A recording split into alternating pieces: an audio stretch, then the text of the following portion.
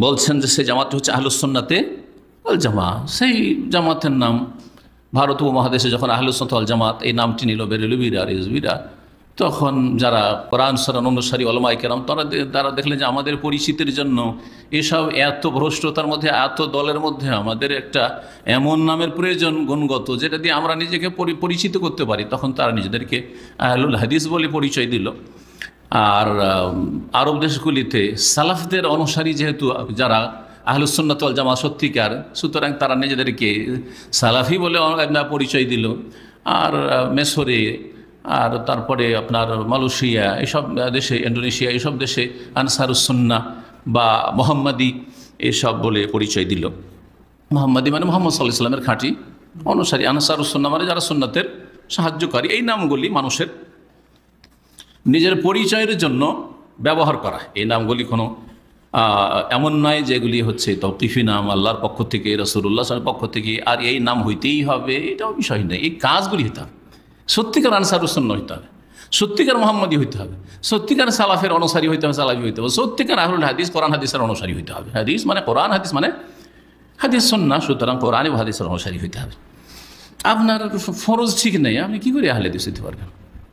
সুন্নাত ঠিক না থাকলে তো আপনি আহলে হাদিস হইতে পারছেন না, খাঁটি আহলে হাদিস। যদিও মানে মোটামুটি আহলে হাদিস বলতে পারেন, যে অনেক ক্ষেত্রে আকীদা মানহাজের ক্ষেত্রে আছে, কিন্তু যদি আপনি সুন্নতকে উপেক্ষা করেন, সুন্নতকে অবহেলা করেন, তাহলে কিসের আপনি আহলে হাদিস হলেন? কিন্তু সুন্নতের আগে আপনাকে আকীদা মানহাজের গুরুত্ব দিতে হবে। আর আকীদার ক্ষেত্রে যদি ভেজাল থাকে, তাহলে কি করে আহলে হাদিস আপনি হবেন, আর কি করে আপনি সালাফি হবেন? সুতরাং এই ক্ষেত্রে অনেকেই সালাফি নাম যে ব্যবহার করা শুরু করেছে এক শ্রেণীর লোকেরা, যারা মানুষকে প্রতারিত করছে। ওর মধ্যে খারিজি ঢুকেছে, চরমপন্থীরা, জঙ্গিরা ঢুকেছে, যে সালাফিদেরকে বদনাম করছে, আহলে হাদিসকে বদনাম করছে, বা ওদের কাছ থেকে কিছু সুযোগ লুটছে। এইরকমই যারা খারিজিদের পৃষ্ঠপোষকেরা, প্রকাশ্যে তারা হয়তো অস্ত্র হাতে নেয় নাই, কিন্তু যারা অস্ত্র হাতে নিচ্ছে তাদেরকে মদত জুগিয়েছে, তাদের তাদের বই পুস্তক দিয়ে, তাদের লিখনি দিয়ে, তাদের বক্তব্য দিয়ে। তারা এক শ্রেণীর লোকের আজকাল বেরিয়েছে, যারা নিজেদেরকে বলছে আমরা সহি আকিদা, সহি আকিদা, সহি আকিদা নয় এরা। তো বলছিলাম যে কাজে সালাফি হইতে হবে, কাজে মোহাম্মদী হইতে হবে, কাজে আহলুল হাদিস হইতে হবে, কাজে আনসারুস সুন্নাহ হইতে হবে। সেটা আল্লাহর কাছে গ্রহণযোগ্য। সেই জামাতটি হচ্ছে সত্যি সত্যি যেটি আহলুস সুন্নাত ওয়াল জামা, এটি হচ্ছে আল ফিরকাতুন নাজিয়া। দেখো বলছে এটি হচ্ছে ফিরকায়ে নাজাত প্রাপ্ত দল, মুক্তিপ্রাপ্ত দল। কারণ কেন ফিরকা নাজিয়া এটির নাম? লিআন্না রাসূল সাল্লাল্লাহু আলাইহি ওয়াসাল্লাম বায়ানা হাযিল ফিরক, যখন রাসূলুল্লাহ সাল্লাল্লাহু আলাইহি ওয়াসাল্লাম এই দলগুলির কথা বর্ণনা করলেন, তখন বলে কুল্লুহা ফিন্নার ইল্লা ওয়াহিদা, সবগুলি জাহান্নামে যাবে একটি ছাড়া। তো একটি যখন নাজাত পাবে, তখন সেই দলটি হচ্ছে ফিরকাতুন নাজিয়া। কালু ওমান হিয়া, ওই দলটি কে বা কারা তারা? কালা মা আনা আলাইহি ওয়া আসহাবি, যার ওপর আমি আছি আর আমার সাহাবীরা আছে বা থাকবে।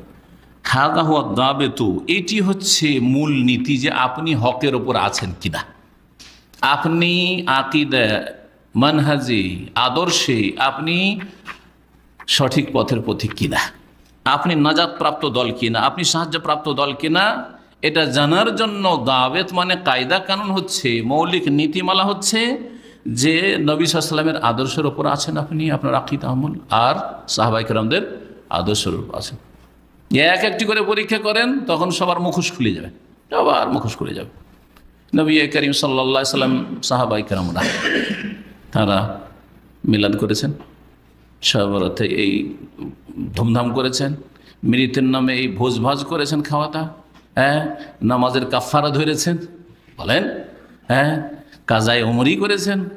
কোনখানে যাবেন? শিরকে মাজার ছিল, পীর আর মুরিদি ব্যবসা ছিল, এইসব ধর্ম ব্যবসা ছিল। কি ছিল এসব? পীরদের যেসব আকীদা রয়েছে, ওয়াহাদাতুল ওজুদ আর হলুল আর ফানার ইস্তর আর তাসাউরে শেখ, পীরের ধ্যান, শেখের ধ্যান, এইসব ছিল। কোনটা ছিল? নামাজ পড়া ছিল, জায়নামাজের দোয়া পড়া ছিল, সম্মিলিত নামাজের পরে ছিল। এর এক একটা করে যাচাই করলে দেখবেন যে কারা আহলে সুন্নাত আর কারা আহলে বিদআত, পরিষ্কার হয়ে যাবে, পরিষ্কার হয়ে যাবে।